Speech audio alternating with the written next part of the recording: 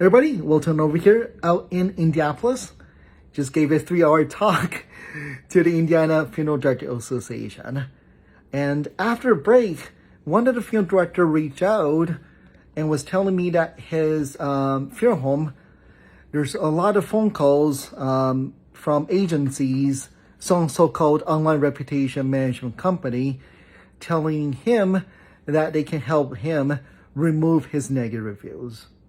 Obviously, those are not real. Nobody can help you get these negative reviews removed.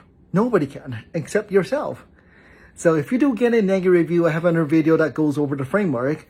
But again, very short is, step one is to make sure that you log into these platforms. Just send a private message like Yelp to allow you to send a private message to the family to acknowledge that you did indeed receive you notice that negative review. Then you definitely want to call them right away and see whether the whole thing here is take it from online to offline. Hopefully once you reach out to them, you're able to make them happy, then they will come back and move that 1-star review to a 5-star review, right? Because there's one event just want to be heard.